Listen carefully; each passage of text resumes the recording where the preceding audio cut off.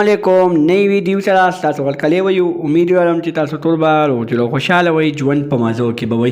دوستانو، یو طرف ته افغان غم چې مفتی سردار علي حقانی صاحب شهید شو، بل طرف ته خوشحالي چې د مفتی سردار علي حقانی شهید په درېیمه ورځ باندې د هغه زوی پیدا شو.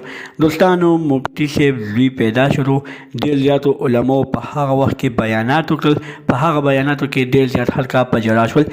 دوستانو، مفتی صاحب د مرګ نه مخکې خپلې ښځې ته څه وصیت کړی و، څه خبرې کړې وې، هغه ټولې خبرې درسره په دې ویډیو کې شریکوم. د دغه رنګې نورو معلوماتي ویډیوګانو لپاره زموږ خبر میډیا چینل سبسکرایب کړئ، د نشان اوس خامخا ووهئ چې زموږ هر یوانۍ معلوماتي ویډیو تاسو ته په اسانۍ سره میلاویږي. دوستانو، مفتی سردار علي حقانی صاحب چې د ګاډي په اکسیډنټ کې شهید شوی و، د هغه د شهادت په درېیمه ورځ باندې د هغه زوی پیدا شو.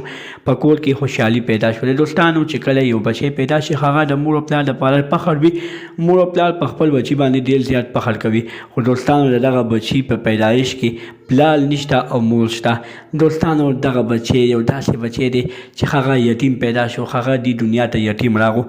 دوستانو، موږ ته پکار دي چې موږ د دغه یتیمانانو خیال وساتو، دغه یتیمانانو څخه بھرپور امداد وکړو. دغه یتیمانانو سره موږ ته پکار دي چې دوی حکومت ته پکار دي چې دغه یتیمانانو داسې چانده مقرر کړي چې د هغوی تعلیم پکې وشي، د هغوی زی زوګۍ پکې وشي، د هغوی د کور خرچه پکې چلیږي. دوستانو، ځکه چې دوی ټول ماشومان دي او دغه ماشومان په داسې واره عمر کې یتیمانان شو. الله دې مفتی صاحب له شهادت نصیب کړي، الله دې د مفتی صاحب مغفرت وکړي او الله دې دغه زوی مور ته ښه نیکمرغه صالحه غټ کړي چې د پلار په نقش قدم باندې روان شي.